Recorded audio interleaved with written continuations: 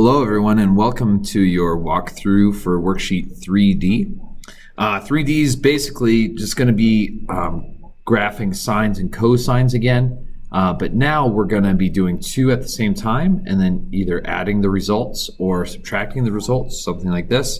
And it'll give you some really funky shapes. So you'll get a sine curve or a cosine curve, kind of oscillating, but it'll go up at an angle or something like this. So you'll see some really interesting shapes with this, especially if you graph them on a calculator. They give you real nice, neat looking graphs, okay?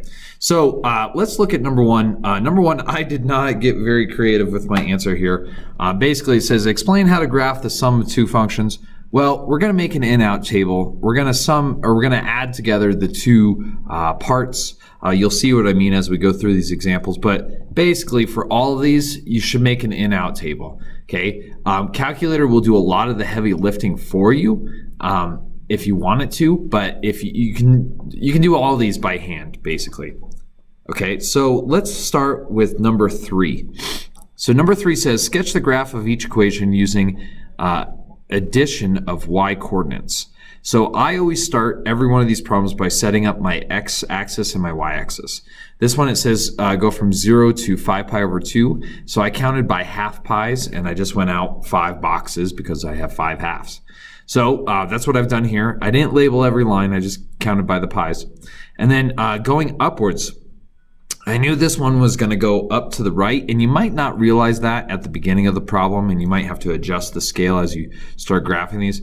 But this is what I've done, okay? I went from 0 to 10, counting by 2s, okay? So over here on our in-out chart, I made a list of all of the different lines that I have. So I have a 0, I have half a pi, 1.5 pi, 2 pi, and then 5 pi divided by 2. I'm just going to plug in each of these into my x part, and then I'm going to plug it into my cosine part, and then I'm just going to add those together, and that's going to be my coordinate. So for the 0, if I plug in a 0 for x for both of these, plug in 0 for x, you get 0, and then plug in 0 for cosine of x. Well, if you do cosine of 0, you get 1. So we get 0 plus 1. 0 plus 1 is 1. So that's why on the 0 line, I went up 1 unit and put a dot.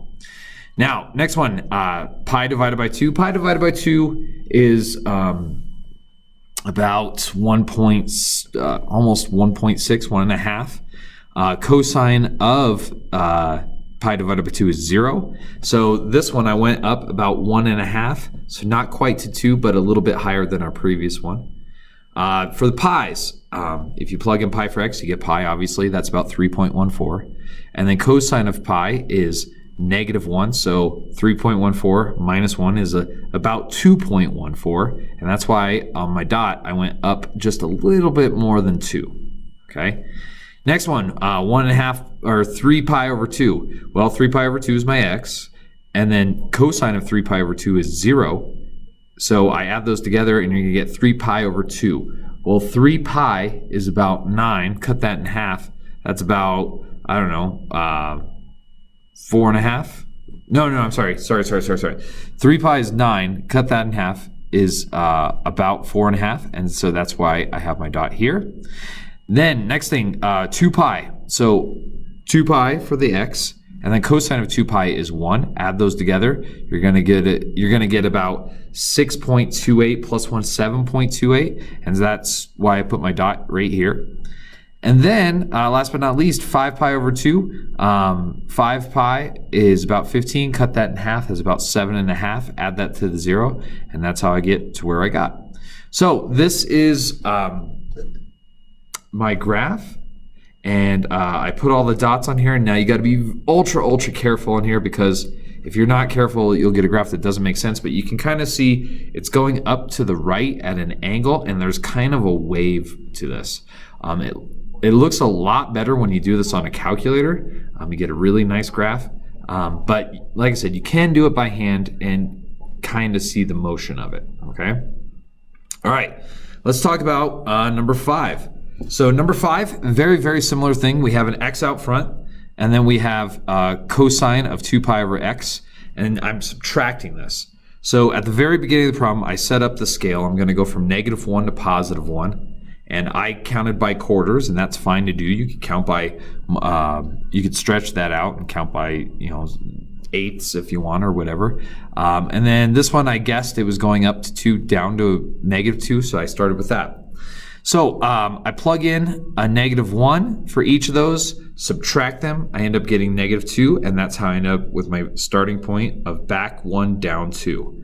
I go through this, and this one works out because the 2 pi is going to cancel off, and a lot of these just work out to be nice whole numbers, okay? And you end up getting all of these dots when you subtract them, and you get a kind of a wave going up to the right again, but this one's a lot more pronounced, a lot easier to see that wave, okay?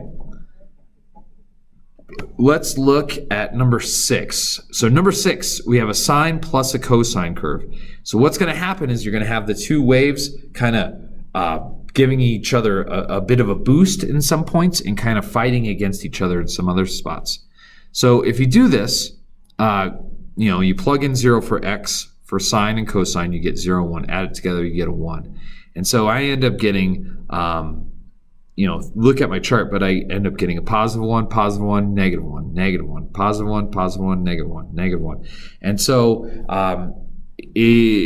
what's happening is your curve is going up in between those points. We don't have enough input values. We could put more in there to get a better curve, but I know from experience that this is going to kind of peak in between those 2 points, and so that's how I got this graph.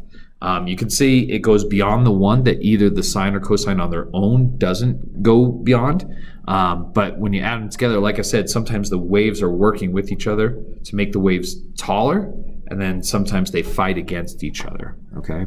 It's like when you see 2 waves in the ocean smash into each other, you get a really, really big peak, but then if you have a big wave and a big trough go towards each other, they cancel each other out. Kind of like noise canceling headphones. That's how they work.